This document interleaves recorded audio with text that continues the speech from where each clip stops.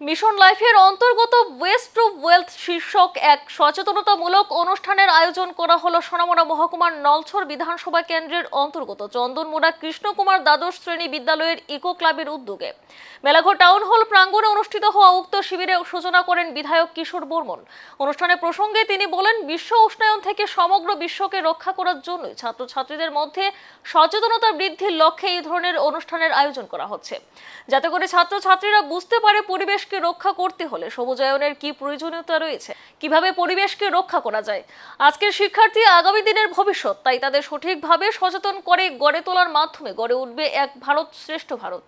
অনুষ্ঠানে ছাত্রছাত্রীরা প্রাত্যহিক জীবনে ব্যবহার করে ফেলে দেওয়া বর্জ্যগুলিকে কিভাবে পুনরায় ব্যবহার করা যায় সেরূপ কিছু ডেমো প্রদর্শিত করে। অনুষ্ঠানে উপস্থিত অতিথিরা তাদের সৃজনশৈলী পরিদর্শন করেন এবং উৎসাহ প্রদান করেন। অনুষ্ঠানে এছাড়া উপস্থিত ছিলেন নলছর পঞ্চায়েত সমিতির চেয়ারম্যান, জেলা শিক্ষা আধিকারিক, চন্দনমুড়া কৃষ্ণকুমার দ্বাদশ শ্রেণী বিদ্যালয়ের শিক্ষক শিক্ষিকা সহ অন্যান্যরা।